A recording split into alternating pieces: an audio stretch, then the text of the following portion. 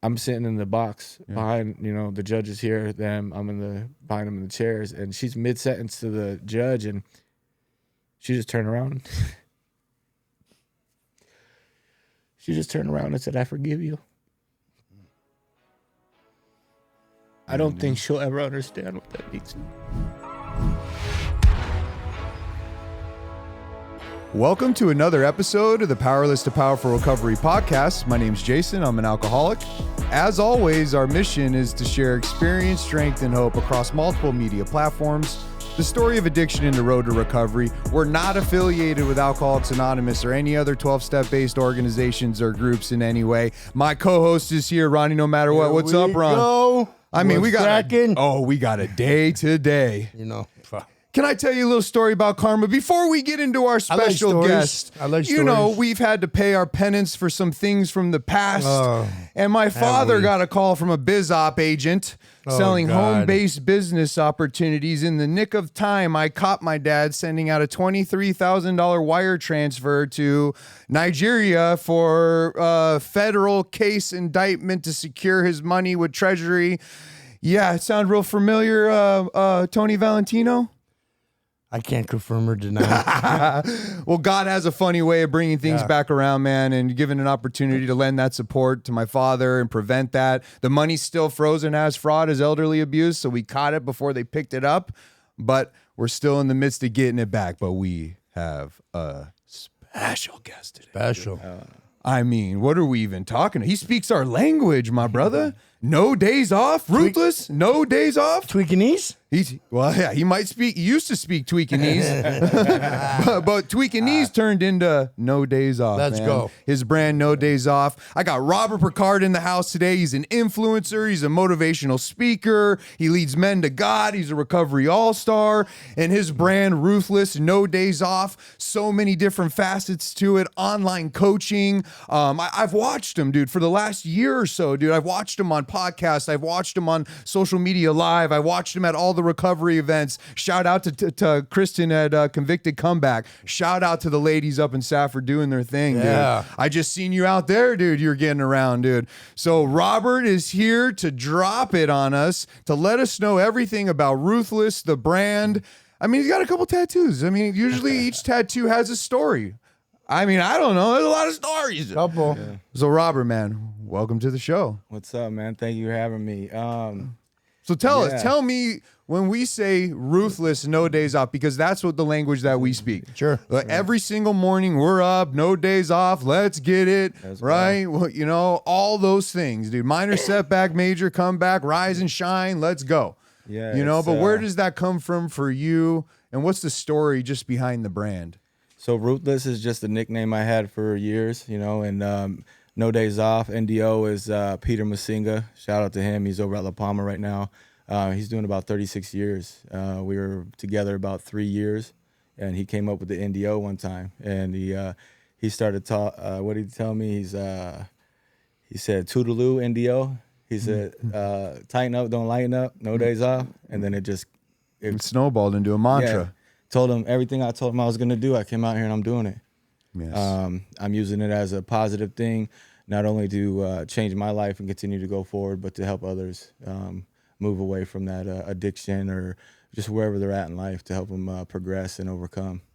I mean, dude, we've watched it live. Yeah. I mean, and Ron and I have had the privilege of, because we're all members of Reentry, dude. We are the Reentry community. All three of us are miracles of Reentry. Yeah. Combined, sitting here in this room, we've all are dumb enough to do a decade. But we're smart enough now to turn it into our greatest asset and now turn it into a passion, a profession, and a career where we uplift, motivate, and inspire, dude. But we were knuckleheads for quite some time. And so we got a little bit of time under us, dude, and some reentry aspects of it. But there's only a few times when we personally get called and they say, hey, man, there's this dude coming out. He's been doing his thing. He was the same type of grind you were. He was the recovery guy. He was leading people towards God. He was mentoring. He was out of the bullshit. He let that old past life go behind. When he gets out, reach out to him, dude. And you got that call about him. I did. It was a little different, similar. I forgot who it was. Somebody reached out to me, someone from the recovery community, and they were like, here's this guy's number. He just got out. He's going to need some strong men around, and he was doing his thing, and, you know, God-fearing man, and all the things, you know. I'm like, sure. And we talked a couple times. You were living way out, Buckeye. Yeah, my sister Yeah. at Palo Verde area. Yeah, we had never met up face-to-face, but we talked a couple times on the phone, and then, you know, just like we get busy, and then all of a sudden, boom, I see you pop up on social media over the last year. Yeah. Right? I see Everywhere, it. dude. I see it all the events. I see you sharing your message and your story, and, you know, recently I see you on with Kristen, and, Yeah. you know, the Convicted Comeback Gals, which they're great. You know, we up at Sunrise too. Yeah, Sunrise, yeah. So I've been seeing that, and you know, for guys like us to put yourself out there in that way is hard. Yeah. Everybody thinks it's easy, Pressure. but it's hard because we are our biggest critics. People can say whatever they want to say about us, right? Right. Because what they're saying, there's probably some truth in it. Somewhere along the line, I did that or whatever it may be. Mm-hmm. But when we get that thing called integrity, and we want to carry this message, and we want people to know, especially people that look like us, that talk like us, that walk like us, that you don't have to be in prison, that you don't have to live that way. And it's courageous, you know, and I see you're out there a lot right now. You're grinding. So keep that grind, man. Keep that grind going, and use this to launch you. This is not your, you know, this for all of us is not our landing pad. It's our launching pad. And none of us really know what's next. Right. Yeah, and that's the whole next. point of this whole podcast was to bring on other like-minded individuals, dude, that had the same heart and drive and passion like we do, and get us all together, dude, because we're so much stronger together. When we first started in this industry in 2021, just in behavioral health, I swear to God, if you work for another treatment center, it was like the mortal enemy, right? It was like I hate to break it to you, but there's literally someone dying, dude, every 3 to 4 minutes from fentanyl overdose in this country, and we're fighting over. I mean, it's wild. It's wild to me, dude. You know, so to see you, to watch you do all these amazing, spectacular things, and knowing you haven't even been home 3 years yet, dude. No. You know, working with special needs kids, what's that like, dude? It's amazing. I mean, it's second nature. My little brother Devin has cerebral palsy. He was born with it.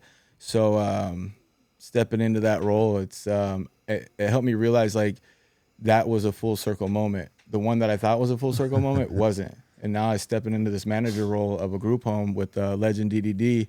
Like, it blows my mind to see where I'm sitting today. You know what I mean? 36 years later in life. Like, I never thought I would be doing that, working with special needs or anything. And the best part about it is my director is asking me to go speak with my brother so I can see if he wants to move into the house I manage. Yes, dude. Nice. I like that director. He speaks my type of director language, earmuffs to my partner, but you know, that's what it is because it's a 50-50 relationship with God, dude. Mm-hmm. And when we do our part, which is to help as many people to be loving and sober and honest and tolerant, forgiving and understanding, and when we're not, own it and try not to repeat it again. When we do that, God takes care of the outcomes in our life, and we get to have spectacular moments like the full circle ones that constantly happening. Right. Because we focus a lot, dude, on talking about the disease of addiction being progressive, getting progressively worse over time, which is 100% fact. But also recovery is progressive.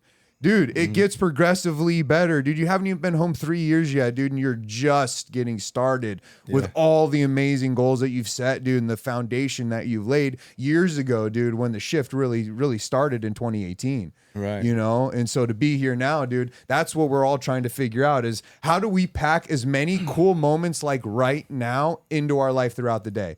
You know, you got your daughter here. Shout out to Ash. Shout out Luke. I mean, dude. Right? That's the thing. You get experience. Not only are we getting to experience something cool with a bunch of men from recovery, dude, that made it out the mud together, dude, and weren't even together, but we did it together, dude. That's the cool part about it. Now you got the family here experiencing it together as well, dude. Yeah. Now that just so happens to hit the same spot in our brain drugs and alcohol did, just not times 400 million. Or maybe it does. It depends how we attach to it, right? And that's the juice.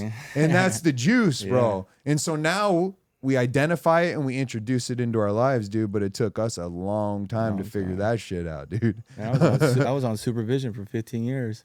I was on paper 15 years. 15 years. And that's what I want to talk about. So let's get into your journey, man, because you know, we're all miracles, dude. But to come from and been through the things that you've been through, and you're talking to two guys that know what it's like to sit in front of a judge and put it all on the line, dude. When Ron got 7 years flat, dude, he had 22 F2s, bro. Right? When I ended up getting the 8 years that I got the second time, the last sentence that I got where I found recovery, dude, I was roped, dude. My pleas were 15, 25, 30 years maxed out. They didn't even want to have a conversation with that pink folder. Yeah. You know, and so when we start to get into your story, dude, and you're sitting there slammed down, dude, and with no contact to anyone but a cellie who you have for 60 days at a time because in the middle of the night the door cracks because he can't pay his fucking store bills. Been there. So you got no one to talk to. Yeah. Right? Facts. And so, you know, now here we are where we get to come together, dude, but we feed off that journey and we use that journey, dude. We grew up in the same neighborhood, 55th and Thunderbird. Yeah, I'm from the north side right here. That's where I was born at the Banner. Banner, dude. We were born at the same Banner. hospital, dude. Shout out Banner, dude. My brother was also born there too, right down the street. Thunderbird and 51st? Yeah. Yeah, 51st and Thunderbird, dude. 51st That's how Thunderbird. close we are, right? Shout out to Striventa, my producer Matt, the studio. But let's talk about the family dynamic, you know, growing up, man. You know, just to kind of give everyone a snapshot. And because I asked you and you said, Dad's a biker. Mom was cool, mom. Right? Mom put it in there. Yeah, mom was cool, mom. Mom Shout put it out, out mom. Just shout out love all of Mom. our moms, dude. Yeah, mom love was Mom. cool, mom. And dad suffered from stepdad suffered from the alcoholic mentality, and Yeah. dad was a biker, right? And so, but you also described, you know, just like I would, my early years from 1st to 8th grade, I would just say, as a great childhood, dude. I was an AD student. Yeah, so just tell me what it was like, the family dynamic, and just that first time period of your life before drugs and alcohol and consequences and change of scenery came into the mix. Man, it was before Grandma passed. We were at Grandma's every holiday. You know, we hung out there a lot. I used to ride around with my Uncle Jay in the semi. They worked Native Resources up here. My grandma was the accountant. I used to do rides in the semi a lot. I played sports. Baseball was my first love. I did Diamondback camps. I played football. Believe it or not, I played basketball pretty quick on the court. Loved it, man. Athlete, dude. Loved it. I still love it. So in like 8th grade though, like we moved up to Cottonwood 4th grade, and then through that time period, like that's where things Started to change. Yeah, I started to get older, started to learn stuff, right? So was dad down here in the valley, and then you, mom, and stepdad are up in Cottonwood, and My were you dad bouncing was- back and forth? My or- dad was way down in the valley. My dad was in Douglas at the prison. Okay, all right. Agua Prieta? Way Dad was down. at Agua Prieta? Yeah, he was at the wall. yeah. He was at Yeah. the, what is it? Is it Papago? Yeah, Papago. That's where I did my The first hotel? sentence out. Yeah. That's what my Yeah, dad it's was. Papago unit, yeah. I think my earliest memory with him is I remember meeting him in visitation.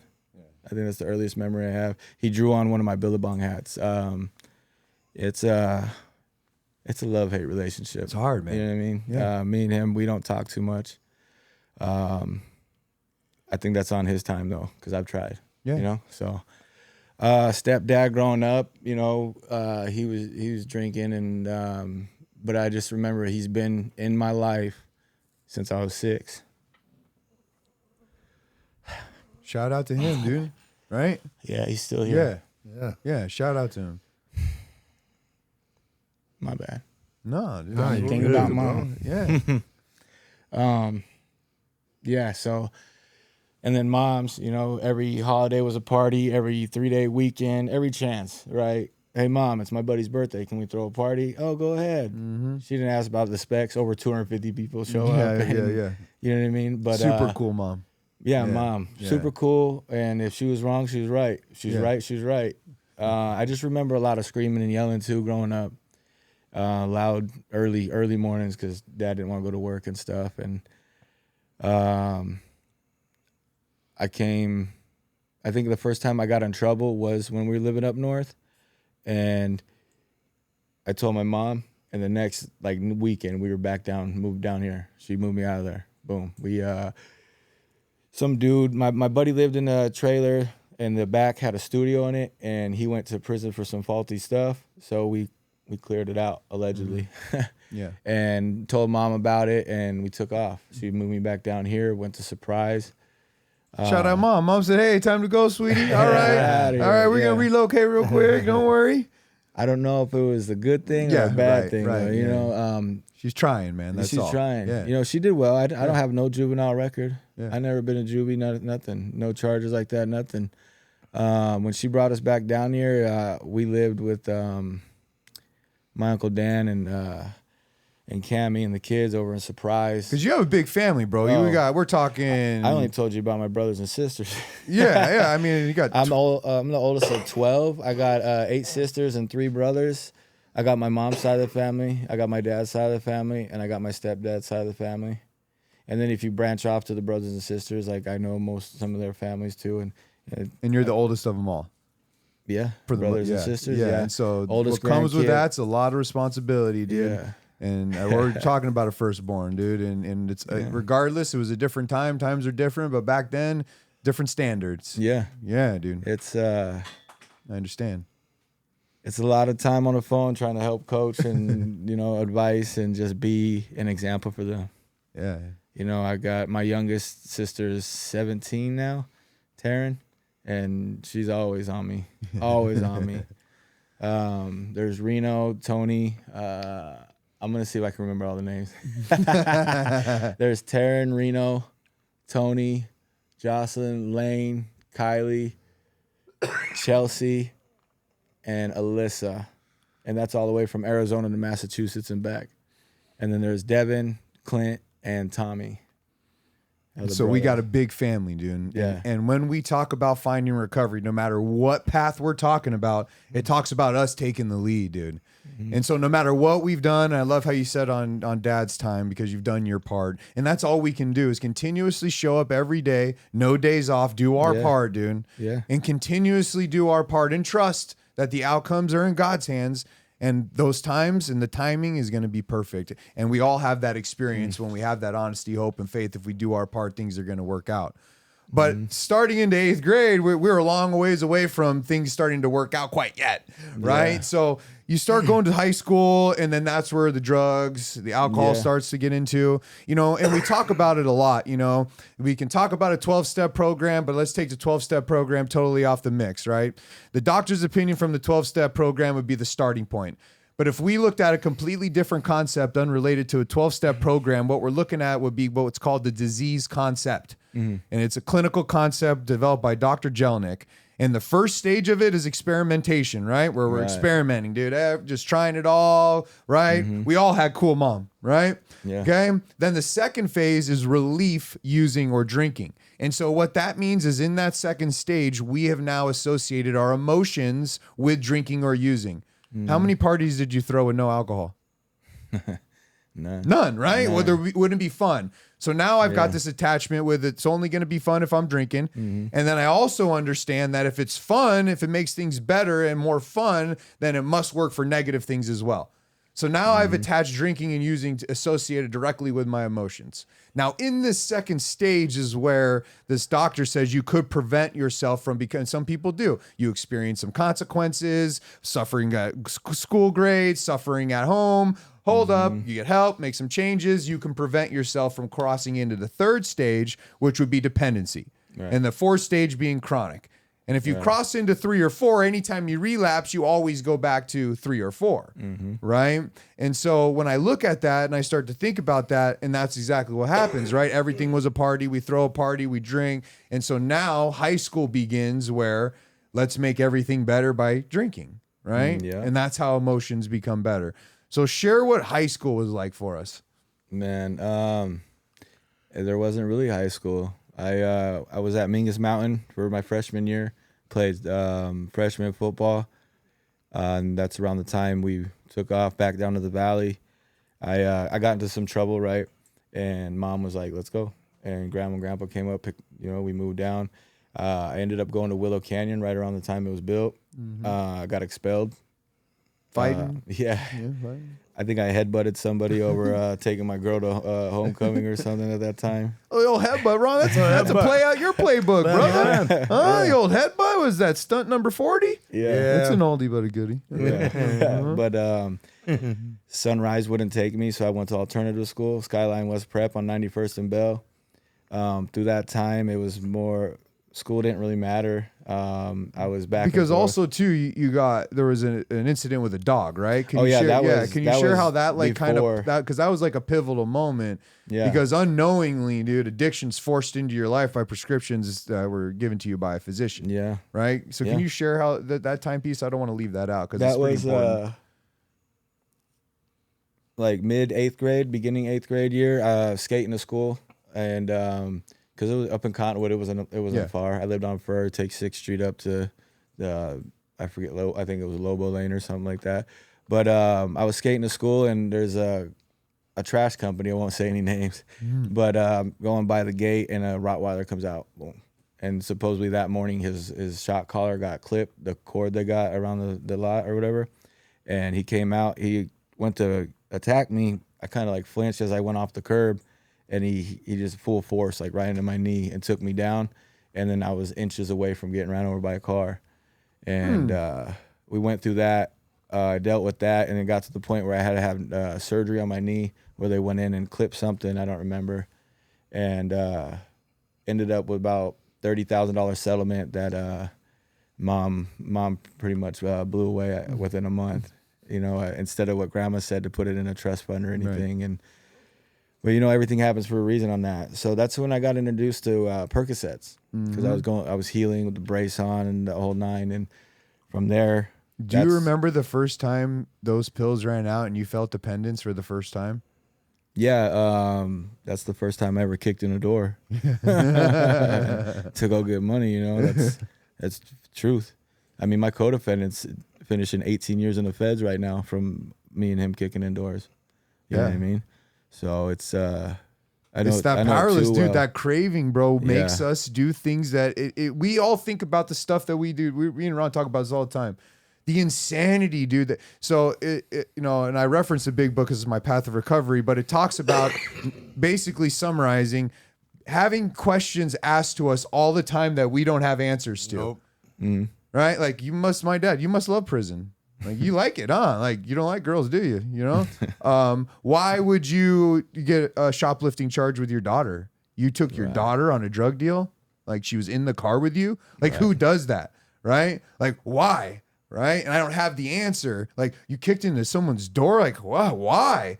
Well, I'll tell you why. The answer, there's a clear answer. I was in the midst of a physical craving that I could not control. That's why I did that. We're not bad people. We're sick people with an untreated illness, dude. Right. Since you found recovery and internal peace and happiness, how many doors have you kicked in? My own. Just my own when I get locked out. I'm just kidding. None. None, right? Yeah. I think about it today, and I could never bring myself to do anything like that again. I don't even know how I did it back then. I mean, I do. There's the dependency, you don't want to feel those body aches. Man, I remember when I first went in and Tent City was still there. It was the charge my co-defendant's doing. He got multiple charges, but the main one was a F6 theft. Well, they tried to say it was home invasion over on 91st Avenue in Beardsley, but it wasn't. I came out in the garage. I hit the key fob on the Corvette, and all of a sudden the garage starts coming up. We bust out, take off over the sidewalks. They chase us, yada, yada, yada. But I remember getting sentenced to a F6 theft, because my first charge ever, and not ever, I had a DUI before that. But I remember getting sentenced to 60-something days in county with work release or work furlough.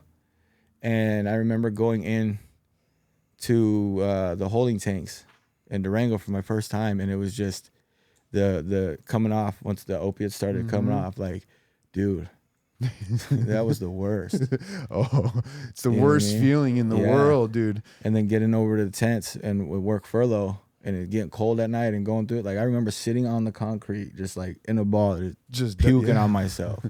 Dude, it was the worst. I mean, opiates would be my drug of choice. My drug of choice is whatever you got right now. Yeah. But that physical dependence, I mean, dude, we've spent many a nights out there in Tent City, dude. Dope sick, not dope sick, high, beat up. I mean, dude, there isn't. Have you cooked a burrito on the tent, my brother? Come on, On the man. tent? My bad, brother. I just had to make sure we were doing the same. Man.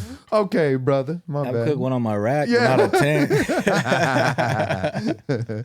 You just get him out the vending machine. It's so hot in the summer. You just wrap it up in the tent. And within 5 He's minutes, like dude, this, it's like cooked. this. That's it. But yeah, man, talk about that. Yeah, I mean, it's amazing what our minds and our bodies will endure. Right. Because I felt it when you just said that right now. When you go, man, I couldn't even think about bringing myself to doing that, to kicking in the door. You know, early on in sobriety, that stuff used to keep me up at night. Yeah. Right? Those were my monsters under the bed, for real. The horrific acts that I did, but what's different now is because you touched on this, you know, recovery is progressive as well. So as we continue to grow and we continue to change and things start to happen with us because of the work we're putting in and the connection that we have to a higher power. Now I don't have that. Now I couldn't do that anymore. It's not, I couldn't see myself doing that. There's no reason to. I will never be in a position to where I have to kick in the door to buy a gallon of milk. Because that's the only thing I'm going to be jonesing for is a gallon of milk. Right? Or Don't forget the you know, Oreos. yeah. Like I refuse to put myself in that position ever again because of the choices that I make and the people that I surround myself with. You know, I had this conversation with a bunch of reentry guys the other day. And we were sitting around and, you know, I hit them with it hard, man. And it's, okay, you guys are on a violation. And they're trying to tell me how great they were doing. And they're on a violation. And I said, show me the 5 people you hang out with. If you hang out with 5 broke people, you're probably the 6th. Mm-hmm. If you hang out with 5 people that are scamming, lying, manipulating, cheating on their girl, you're probably the 6th. Mm-hmm. Now show me the 5 people you hang out with that are doing their best to work hard, make changes in their life, be kind, be considerate. You're probably the 6th. Right. It's truly who we surround ourselves with, right? Yeah, I mean, it's... Mom was right about everything she ever said. God dude. damn it, I hate to admit it. Mom was right about Quit everything. hanging around that Jason kid. He's just so bad. That riff-raff. You know, but we learn through pain, dude. Unfortunately and fortunately, we've all found the gift of pain and desperation because it is a gift, right?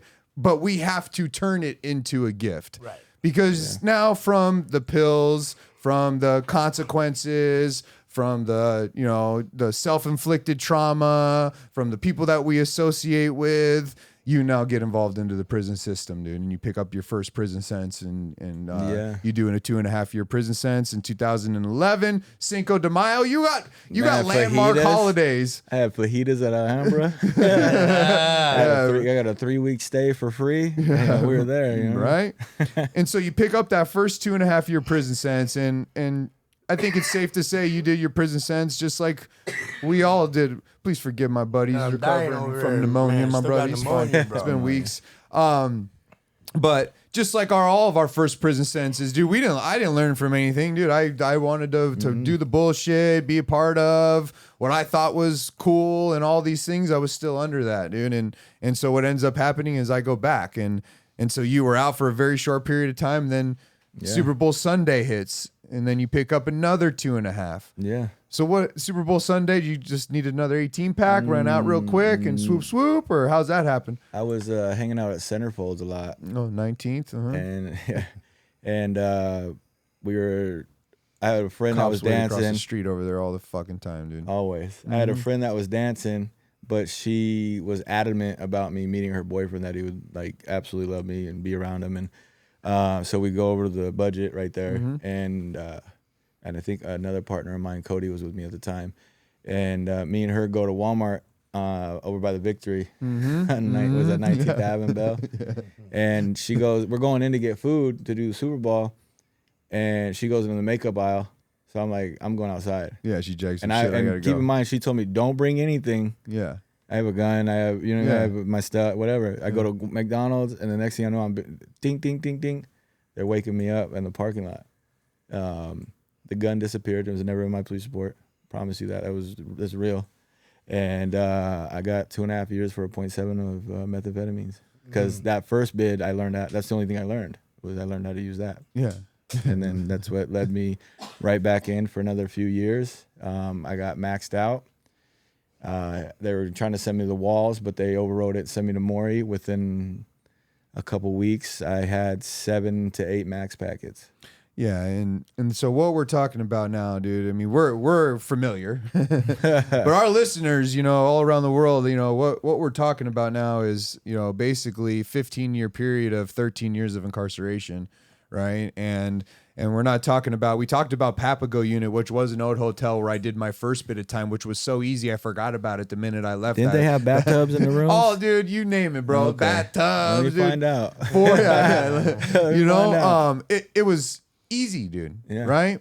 And so now when we start talking about having to go, like when you say Maury unit or Steiner unit or Cimarron, or you start saying names like that, you know, there's nicknames of these yards in this state. Yeah. Murder Maury. Murder Maury, Stickum Steiner, like for real, because I haven't personally done time in either of those yards, but both of you guys have. Yeah. And both so of them. just share where the nickname Murdy Maury comes from in your short experience or your time there. You did 3 years there. You did yeah, just 3 about 3 years on the years. probably the hardest yard in the state.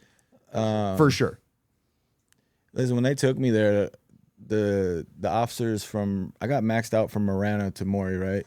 2 different things. That was a program yard, day camp, nothing, right? And then you go in here. On the way there, my buddy Kyle was like, "What are we going to do in here? We're going to play with the big dogs. Like it's the same thing, different setting, you know." And anyways, like I wasn't doing wild, like I was, yeah, I'm trying to. It's all coming, you know. Yeah. It was a lot of drugs involved at Maury, nonstop. I'm talking rocks thrown over the spine. You know what I mean? Green dot crazy. I think I got booked for sending over like $3,000 on the blue phone. Yeah. Green dots. You know, that's what it was there, nonstop. And every night you could see out your window, ambulance on the yard. Every night, every single night. People left and right getting snatched up. People left, cops. I remember I think his name was Juan. Cool dude. Cool dude. Like in his beliefs, he believed everybody was a god. You know, but one day the cops mouthed off. He went off on him, and they got it in, and he got him. And next thing you know, you see him in the ISO cell. You know, pops out when you can come out the rotunda to go up the spine to go to chow when they take you. I seen him one day popping out, and his whole front thing was gone. See, you know how that's what it was like. You know, the cops are getting at us too. I went through a quarterly there where their FBI came, U.S. Marshals, like you name it, they were there, and they pulled like, I don't even remember how many of us. They just would pull us out, and I remember them questioning and like, "Do you need help?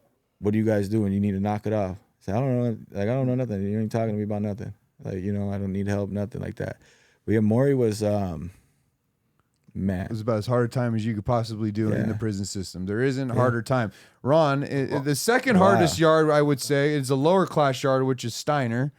And I wouldn't even call it a lower class yard. It's basically like a high 4 yard, Yeah. but your first day on the yard. Yeah, I mean, it's insane. I mean, What year were you there? which year?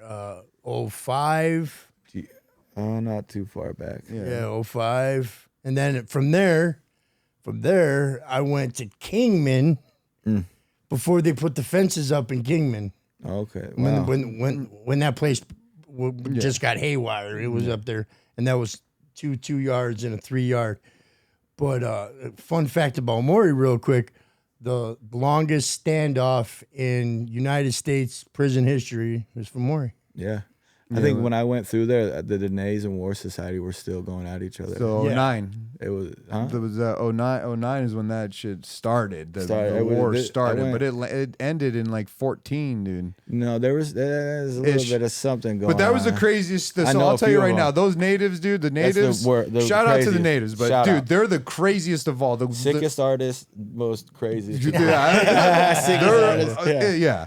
And so what culminates from all this, dude, is a whole bunch of experiences, a whole bunch of pain, a whole bunch of trauma, a whole bunch of resentment, a whole bunch of fear, a whole bunch of broken relationships, a whole bunch of resentment towards self is what we all feel in the moment when we're sitting there in that cell and we got years to do and we're thinking to ourselves, God, dude, how did I get here? We're acting like we should have turned left instead of right and everything would have been different. But there's always a pivotal moment for everyone, dude. Right. There was a pivotal moment for Ron when he got a letter from his mom. Yeah. There was a pivotal moment for me when I was in the hole, when things changed for me. And there was a very pivotal moment for you, because that's where I really want to focus on now, man. Because we know the prison shit, on the hardest yards of that there is. It is literally, it is. There is there's no reason to even debate it. It's a fact. Yeah. And you did 3 years there. That's a long time, dude, to live in a war zone. It was. And so now we have some trauma and some things that we've developed through these periods of time that now we have to overcome in that setting of sorts,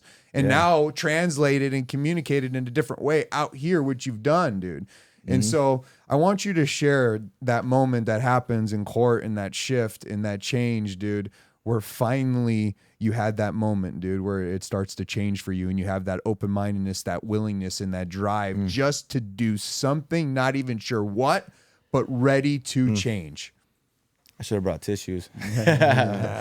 So just a little bit, went home from Maury. I was out about a year. I went from standard to IPS. I went from living with my uncle in Sunny Slope to being told I had to go back and live with my mom in Surprise. I didn't follow none of the IPS rules, none of that. And by the fifth time, I thought I was gonna get revoked. Like, I thought I was packed. I was ready to go.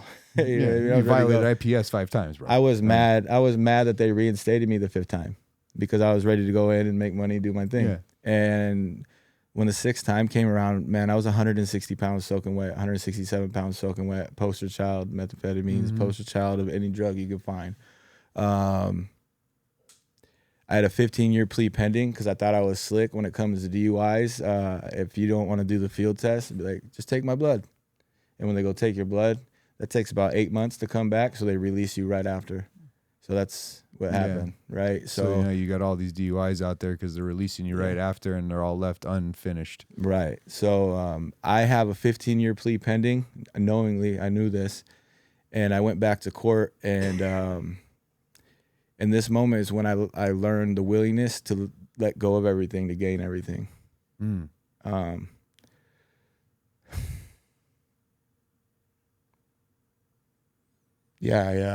I revoked my own probation and put myself back in prison.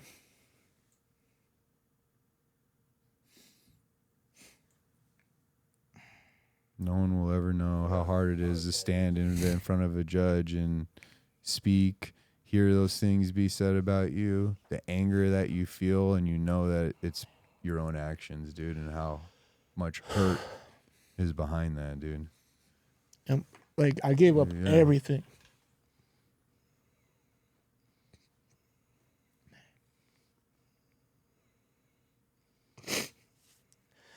In that time I was away, I lost my cousin, my grandmother, and my mother. All at the same time. Yeah. But through that experience, man, that hit me hard. Well, off topic, like, this is my month. This is my grandma's month, my brother's birthday, and my mom's month in the next few days. So it's a lot, man. Going through that experience, I went back to prison. I was there about a year. I got grand jury indicted, 4 counts of aggravated DUI, back in county with a 15-year plea handed to me. I sat in county for 8 months. Even with a paid lawyer, they said the best they could do was 6 to 15. I'm not signing a 9-year window with probation. It's not happening. So finally one day I leaned over and I told my lawyer, I'll sign 6 to 10 with no tail. He approached the stand, my prosecutor attorney, and then the judge calls me back to his chambers with them. And this is the craziest thing. The judge spoke to me directly. He was like, what do you want to do? Like, he asked me, what do you want to do? Never happens. You never, dude, yeah. I ran it down. I was like, look, I'm not signing probation. Apparently I can't complete supervision unless I'm incarcerated and you send me a letter I've been discharged. I'm not signing 6 to 15 years with a 9-year window. That's insane. Like, you could do anything you want to me. I said, I'll sign 6 to 10 right now with no tail. We could be on our way. Only thing he said is, I'm going to give you 7. That's what he did. Yeah. It was funny when I We told all my did lawyer 7, that. dude. Yeah. What all got all 3 of our attention was 7 years. Touchdown. That's all we all got, dude. 7, We, 7, yeah, 7. that shit got our attention, dude. Jackpot. That shit got my attention too, bro. Are we the jackpot boys? Yeah, no, but yeah, we are now. Hell yeah. It was funny when I told my lawyer I'll sign that 6 to 10 with no tail. He's like, "Your mom's gonna kill you." Yeah, I was like, yeah. "She's got to get through the door first." Yeah. But yeah, in that moment, so I did that, and when I came to that next court date, I didn't know who was there. I didn't know who was coming. No, you're in county, you barely have any contact, and I'm in that holding tank behind the courtroom and everything, and I just remember taking the time to have a conversation with God, and I was fairly new to learning about God. Like, I grew up Lutheran with my family and whatnot, and going to church young, went youth groups, stuff like that, because I liked going. I went. You know what I mean? When we lived up north, I went with some friends, and then with my grandparents down here. But I was in that holding tank back there, you know, a little tiny, probably this carpet, probably the holding tank Yeah. about the size of this with the toilet. Bathroom. And, you know, I had a conversation with God, one of the first times ever, I remember. And I go into the courtroom, and there's like 30 people. There's there's friends that I grew up with that I know from 4th grade, going by the first name, last name. Homegirls I went to school with, people I didn't know, family. And they let like 10, 11 different people talk, but the biggest one that like hit home was when Tony and Devin went to the stand.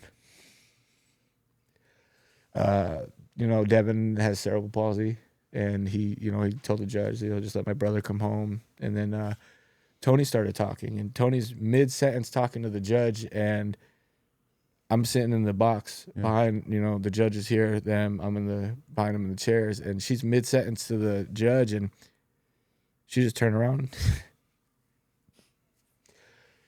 She just turned around and said, "I forgive you."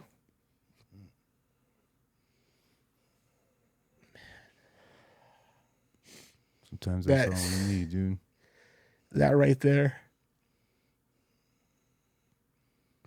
Changed everything, dude. Just need someone to believe in you. Again, I don't think dude. she'll ever understand what that means. I think she will now. Because from that moment, dude, your life completely changed, dude, because you surrendered to God, dude. Yeah. Because someone else that you knew that truly loved you believed in you again and forgave you, dude. Just enough to have a little bit of forgiveness of self just to start doing things a little bit differently, dude. Yeah. And then you got more results and more results and more results and more results, dude. That moment pushed me into a person I never thought I could be. I mean, because you went into full on sign the IHP, I'll house with whoever, which basically to layman's terms means fuck the politics. I don't care about any of that. I don't want to come back to prison, and I want to make this valuable time, not wasted time anymore. Facts. And it's hard to do, dude. We were one of the first people to do it. I was in Santa Rita in 2015 when it came out, first yard it came out to, dude. Yeah. And they were telling me, do you want to have visits with your wife or do you want to be white power, dude? I'm Italian. I'm confused. Right? And people don't understand that, dude. And now going to the chow hall thinking you're going to get stabbed because they knew you signed. Yeah. They don't understand. People don't get that, right? I just lived that firsthand. Yeah. And so what happened, though, is in that moment, dude, you had belief in yourself again, dude. And you went back and you denounced and got out of the bullshit and just put your boundary up. You started to make changes. You started to seek God. You started to set goals, and not just goals that you don't achieve called good ideas. You started to actually put some thought behind the goals, action behind the goals, dude. Yeah. Because everything that you're doing today, you created and you started behind razor wire, dude. Yeah. Every single thing that you wanted to do and you're doing now, dude, it's progressive. It's going to get progressively better the longer you stay at it. You started, dude, behind the walls. It was valuable time because you finally started to do your part, dude. Man. And no days off, right? Because that's what it is, dude. The disease doesn't sleep. We don't sleep. Yeah. Shout out Peter. Yeah. Keep in mind, when I signed IHP too, I went through a hammer with all the regular people. I didn't go nowhere. I walked with them. Mm-hmm. I didn't hide from nobody. When we opened La Palma, we were pressing it hard. Yeah. Yeah. You know, And what happens is through the miracle of it, which, you know, Ron's seen 1 2-yard. This is the only sense he's ever seen a 2-yard on, dude. Ever. You know, and you finally make it all the way down to a 2-yard where there's actually program availables. Yeah. And dude, and then over the next all the way until you get released, dude, we're talking 30 plus programs, being a peer support, being an RSS without the fucking RSS, dude. Who cares about the certificate, dude? It's about utilizing your past to help others, dude. Yeah. What led me to doing all that was when East closed and we opened La Palma. That was right, man. So the 28th, that's 4 years ago this month. About 4 or 5 years ago this month. We opened La Palma, and I'm there for 4 months. Okay, I went from pretty much day camp to penitentiary again. Right, we're the first 60. We get the project up and running. We're in the kitchen, 8 hours a day, and they start filling up the other pots. What was it? Winchester, Cimarron. A central unit gets closed, so they're over there. So we're 60 of us, and these pods at La Palma are 120 man pods. So we're intertwined. Yeah, constantly bringing in new people, new personalities. Well, you got IHP, and then they're bringing in the GP, hitters. The top. You know what I mean? And it was a little stressful, and I had a relapse over there. I had a relapse at La Palma. I started with 1 day a week, 2 days a week, and then full blown. It was easy because I was the one moving stuff around, and it was free. And I went through that. I had a mini stroke. I was feeling like phantom touches, swelling of the brain, the whole nine. Ended up in the hospital, everything. Come back, do a follow-up medical, and they tell me nothing. Everything the doctor told me that I remember the doctor telling me, medical's like, oh, they didn't say that. I'm supposed to go out to a neurologist for an appointment, go do this and that. And that I flashed on the doctor. But shortly after that moment took me to a spot that I never thought would happen. I'm going to shout out Deputy Warden Freeland. Shout out. I approached him, and I didn't like approaching that side of it, and I straight told him, I said, look, no disciplinary. I'm not here to talk to you about anybody else but myself. I said, I got a couple days sober, and I need to get out of here before I go home because this place is going to run me down. And I want to get involved with like peer support, because I learned about what that was. It blew my mind. I could use a negative past for a positive future, and had that conversation with the man. And 3 weeks later, I'm on a bus. I was told I'm going to Globe, but I ended up at Fort Grant, and it was cool. The minute I got there, within the first few days, shout out Miss Reefer, CO4. I'm in a house. There's little houses, a little army base. I bought them Mount Graham. I could see the mountains and snow and out my window. Well, anyways, I'm there for a little bit, and I have another relapse because my mom's birthday is about to come up in August. And after that relapse, that second one, Miss Reefer had created a program. Man, it was rehab inside a prison. It was wild, but it helped me so much, right? So I ended up doing that.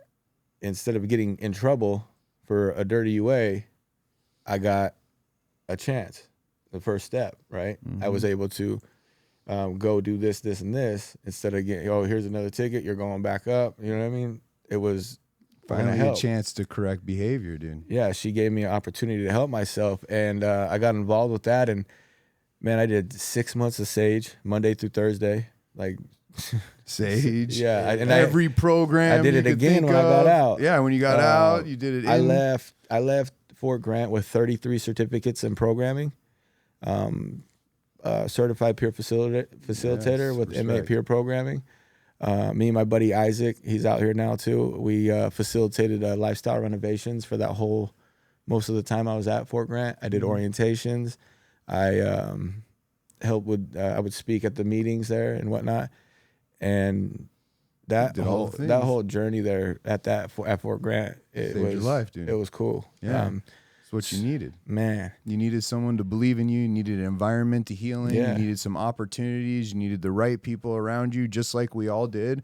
But the most important part is you did your part, right? And you did your part, and still you went to a program when you got released, and you went to a 90-day program, dude. You didn't have to, but you did. I stayed put too. Yeah, you did your thing, dude. Even in the midst of the put. chaos, everything else going on, you did your part. You got what you needed to get out of it. You advocated for yourself, dude, and you were able to continue your recovery journey and recovery. Because once you recover everything internally, then externally you start to recover everything else now. Right. Start to speak to juveniles. You're going back into the prisons. You're getting asked to speak on podcasts and share your message everywhere, dude. You have a demographic of people, dude, that will follow you, dude, who will walk through fire because they relate to you in so many fucking ways, dude, that they couldn't relate to me or were wrong with, dude. Right? And you instantly have that. And that's why I wanted to have you on the show today, dude, because you have the ability, dude, to touch fucking people, dude, all over, bro, with your unique story, dude. Sure. Right? Because it's impressive, dude, to go through what the things that you've got and then to hit the ground running, dude. Man. And it's not always the coolest to be the recovery guy, dude. It's not always financially awesome to be the working in recovery, dude. But we have faith because what you have now seen, dude, you've been home less than 3 years, bro. Yeah. You're getting ready to drop a coaching school. I'm throwing shit out there I probably shouldn't even fucking say, right? I don't care, dude. Right? You're dropping a brand, dude. No Days Off, Ruthless, dude. Everything that will come with that. The online coaching, the mentorship, dude. Leading people to God, preaching to others, service work, working in recovery. You work with special need kids, dude. Yeah. Like, what are we even talking about, my brother? You should Real be life. so proud of that, Well done, dude. man. You should be so proud of that, dude, because most 95%, dude, are taking a shower in a UA at Alhambra again for Right the now. 15th fucking time right now, know dude. it. And we don't have to live that way, dude. I'll never. And so if somebody wants to reach out to you, dude, and they're listening to this show right now, dude, they want to be mentored. They want to know about the brand. They want to know about you. They want a good friend. They want to find God. They need recovery services, dude. They want to hear some crazy shit. How do they find you, dude? All social media platforms is Ruthless NDO. And then a direct line is 602-503-6882. We're going to drop, Matt, the producer, is going to drop all the Let's different go. links. Shout out to Ash. She's here, got to experience the show with us. Yeah. I mean, and the truth is, dude, we could do 16 different parts, dude, to every single one of our stories, dude, and we're going to have to do it again, bro. Yeah, man. Because it's progressive. The next time we meet, it could be 30, 60, 93 years. I can promise you, dude, as long as we each keep doing our part, the growth, no matter the time period, is going to be spectacular, dude. And you're a living example of it. We dude. definitely need to do it if I make it 93 years. But if you're listening to this show right now and you're suffering from substance abuse, mental health, and you need help, or you're thinking that you might have been impacted or touched, or you're getting the goosebumps, the chills, the feelings, that's God, the universe, that's love telling you to pick up the phone. Desert Recovery Centers, desertrecoverycenters.com, Powerless to Powerful Podcast, Ron Alessi, Jason, Sarah, Ronnie, no matter what, dude, we're everywhere, dude. All you have to do is reach out and we will find you whatever help it is you need. I don't care how much money you have in your bank account. I could really care less. What I care about is you just wanting some help. We'll figure it out. And we can figure it out from there. So Robert, dude, we're a fan of the brand, awesome, dude. man. We're a fan of you, dude. I've been a fan. That's why I reached out to you to be on the show, dude. I want to give people their flowers when they deserve it, dude. And you're putting that work in every single day, dude. And the emotion behind it, dude, is because you mean what you do today and your fucking feet match your lips, dude. And for guys like us, dude, that's a pretty powerful thing and a pretty impressive thing, dude. Thank you. So thank you for being on the show today. Thank you for having me. Yeah, I appreciate it. So any listeners, Let's dude, go. tune in, subscribe, like, share. We're dropping new episodes. This episode is going to drop on the 3rd. You're listening to it now. Tune in. New episodes dropping weekly. Shout out to Desert, Striventa, Matt, the producer, the team, everybody involved in what it takes to share cool moments with like-minded individuals who've been through the same types of things that we have. And now we're living a life behind our wildest dreams, man. So thank you for being on the show. Thank you.